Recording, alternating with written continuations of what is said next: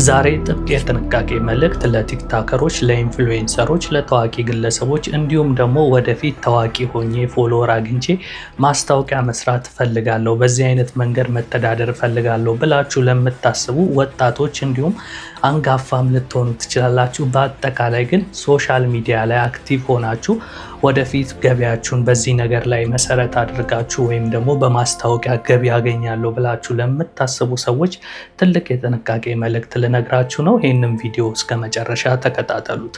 እንደምታውቁት ሰሞኑን ከፊንቴክ ጋር በተያያዘ አንጋፋ አርቲስቶች፣ ኢንፍሉዌንሰሮች፣ የተለያዩ ግለሰቦች ወደ እስር ቤት መግባታቸውን ታስታውሳላችሁ አይደል?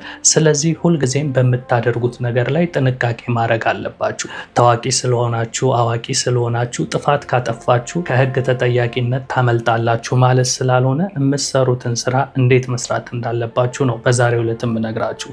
እንደሚታወቀው ዘመኑ የሶሻል ሚዲያ እንደመሆኑ በአሁኑ ሰዓት ላይ ብዙ ድርጅቶች፣ ተቋማቶች ማስታወቂያቸውን በቴሌቪዥን ከማስነገር ይልቅ ሶሻል ሚዲያ ላይ ባሉ ኢንፍሉዌንሰሮች፣ ታዋቂ ግለሰቦች ነው ማስታወቂያዎችን እያስነገሩ ያሉትና ይሄ ነገር ለወጣቱ ምናምን ጥሩ የገቢ ምንጭ ሆኖላቸዋል። ብዙዎችም በማስታወቂያ ስራ በሚያገኙት ገቢ ህይወታቸውን እየለወጡ ነው። ማወቅ ያለባችሁ ዋነኛ ነገር ታዲያ እዚህ ጋር ነው።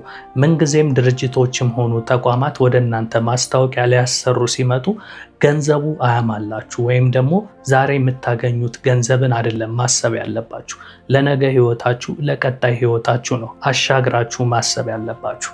ካልሆነ ያገኛችሁትን ገንዘብ ሳትበሉት እናንተ የወጣትነት ጊዜያችሁን እስር ቤት ነው የምታሳልፉት። ያ ገንዘብ ዋጋ ቢስ ነው የሚሆነው ማለት ነው። ስለዚህ እንዴት እንጠቀቅ ታዲያ ምን ትለናለህ ብላችሁ ለምትጠይቁኝ ይሄንን ነው በመጀመሪያ ደረጃ የምነግራችሁ።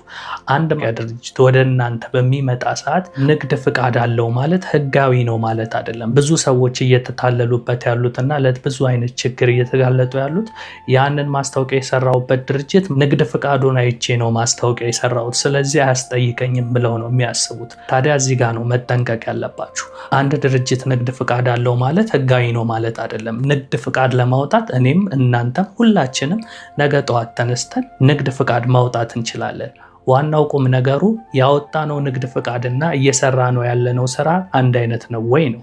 ብዙዎች ንግድ ፍቃድ ያወጣሉ። ለምሳሌ የሸቀጣ ሸቀጥ ንግድ ፍቃድ ያወጣ ግለሰብ በዛ ንግድ ፍቃድ ሊሰራ የሚችለው ስራ ከዛ ጋር ተያያዥ የሆነ ነገር ነው።